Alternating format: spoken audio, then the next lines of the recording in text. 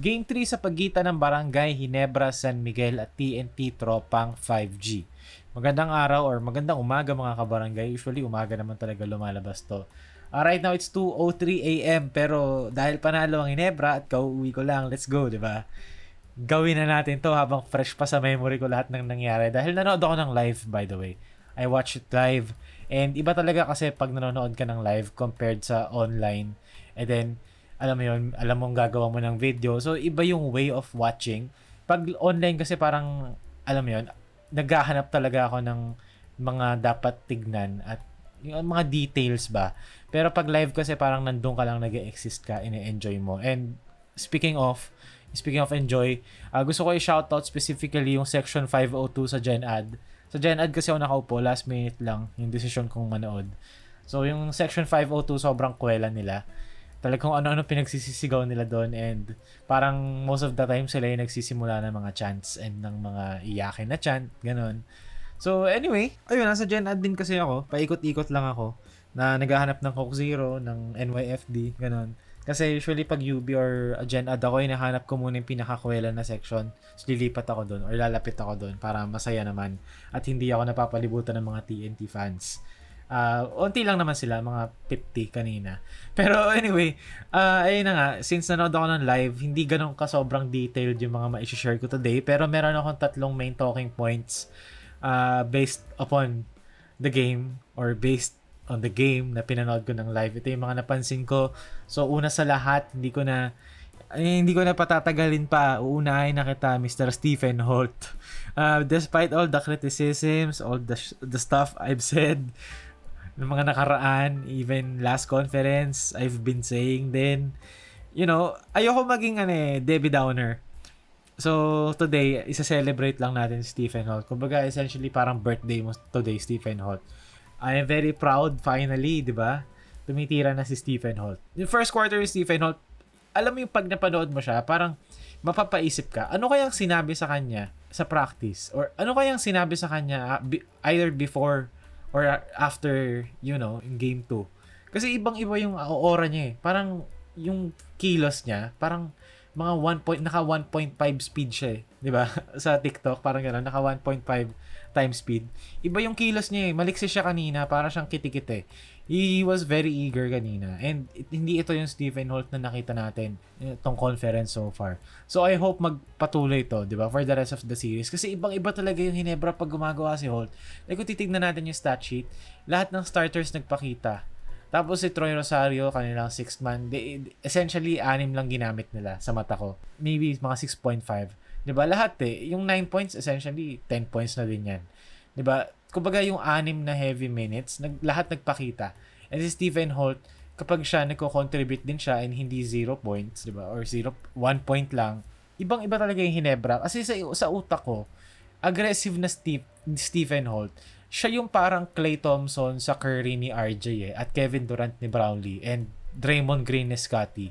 Parang siya yun eh. Pero kasi hindi eh. Mas kinakarir niya maging Tony Snell noong mga nakaraan. Mas kinakarir niya maging Gary Harris. 'Di ba? Pero kung ganito siya every game, kahit nga hindi 23. Kahit mga 12 points lang, 'di ba? 4 na 3 or 3. Okay na yun eh. Kasi bad RJ game eh. Nasalo siya ni Stephen Holt today. And mamaya pag-uusapan natin si RJ. Pero Stephen Holt, di ba? Pupurihin ko siya. Pero yan yung kailangan mong gawin every game. Wala akong pakialam kung next game, hindi sumot yung mga 3 points mo, tumira ka pa din.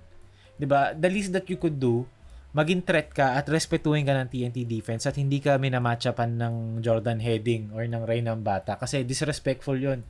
Stephen Holt ka, binabantayan ka ng Jordan Heading. Payag ka ba ng ganun? Diba? Personally, kung ako yun, which is yun na nga, nagpakita na nga si Holt. Pero diba, kung wari last game, diba, minamatcha pa ako ng heading. Kung ako yun, ma-offend ako eh. Kasi, sa level lang naman ng laro-laro, like yung mga papawis lang naman. Pag ako, alam mo yun, ina-isolation ako ng kalaban, nag-isolation sa akin, o pinopost yan, na-offend ako yun, ano tingin mo sa akin, bano? Diba? So, thankfully, siguro, yun din yung naisip ni Stephen Holt, parang, ano tingin nyo sa akin, bano? Well, to be fair, last couple of games. Pero anyway, hindi to backhanded compliment. Nice game from Stephen Holt. Kumbaga, nasalo niya yung alat ni Scottie at RJ. Na technically, hindi pa rin naman. Diba? Scottie finished with a triple-double. 17, 11, 11. Pasensya na, medyo nabubulol ako sa words. Naka 17k steps ako kanina. Grabe talaga sa Mall of Asia. Ang layo pa ng parking ko sa hypermarket. Pero, anyway, si RJ Abarentos, superstar talaga si RJ. Ay, sorry, mamaya pa pala yan. Pero, ayun, di ba Stephen Holt? Grabe. Talagang even yung mga, sabihin na natin na, hand down, di ba? Pero tinitira pa rin ni Stephen Holt. And yun yung importante, threat ka. Like si Joakim Noah nga noon sa Chicago Bulls naman ni Tom Thibodeau. Di ba, nilalagay siya sa trail, nilalagay siya sa may 3-point line, assistant sa Hinebra noon para medyo mas relatable example. Pero di ba, you have to guard him kasi mukha siyang threat eh. Hindi naman sa titira siya, pero may ginagawa kasi siya, may silbi siya. So, kailangan mo pa rin siyang bantayan. Si Rondo, hindi naman shooter si Rondo, pero pag dinikitan mo si Rondo, mas nalilimit mo yung passing angles and yung passing visibility.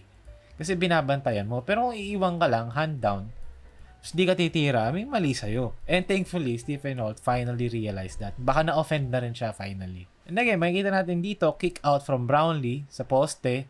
Diba, nagsasag off dito si Heading, gustong dumobol. May konting brush screen, flare screen from RJ. Tira mo na, nakaka-offend eh. Si Heading na nga bantay mo, iniiwan ka pa, diba? And dito naman, diba, Stephen Holt, isolation, shot clock, pababa, step back, or pull up, dribble. Kailan ko huling nakita yan? Diba? Sa NBA D-League pa yata. Not G-League D-League. Ganun kaluma. Alam ko naman, Stephen Holt is not a player or is not a guard na magdi-dribble to the paint. Usually, kanina yung ginawa niya, diba? Supalpal siya, kangkarot layup. Pero yung mga ganito, the fact na he's trying at tinatry niyang tumira ng mga ganitong ka-audacious na attempts, to me, respect, diba? Okay. Thank you, finally. And for Hinebra's defense naman, medyo seryoso ng konti. Ang ginawa ng Hinebra kanina, hindi naman sa sinadya nila, pero hindi nila ganong nilagyan ng emphasis si C-Mac sa TNT. Kumbaga, yes, they were playing him like, kumbaga, normally, pero 'di ba kasi kung kalaban mo TNT and C-Mac import, talented import, you would give him, different looks. Dalawang tao, may help defense na nakaabang. Pero Hinebra, surprisingly, okay lang sila na ganyan. Araruhin sila, mag-isolate si C-Mac sa itaas, 'di ba? Hindi sobrang dikit ni Brownlee, and even if na iwan si Brownlee of the dribble, hindi sila sobrang nagko-commit. And ang nangyari dito, na-dominate ni C-Mac yung possessions ng TNT and nawala yung locals nila masyado outside of Roger Pogoy. Outside of Pogoy, wala essentially. So, parang tingin ko parang habang pinapanood ko siya live, parang hindi si C-Mac pinapanood ko, parang si Bol Bol. And I guess, maybe, 'di ba, yun yung gusto mong mangyari kung ikaw yung Hinebra, na yung TNT, bumalik sila dun sa laro nila na hindi sila TNT. And nag-cater lang sila sa isang talented import.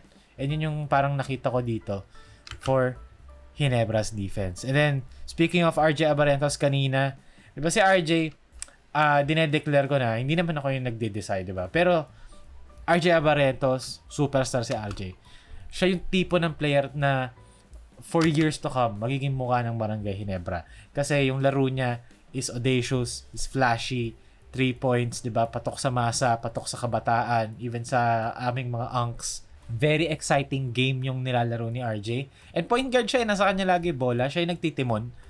Tapos yung mga ganitong klaseng moments na maalat siya buong laro. Pero kapag kinakailangan siya, bigla siyang papakita, bigla siyang titira ng ganitong clutch shot. 'Di ba? Yan yung mga makings of a superstar.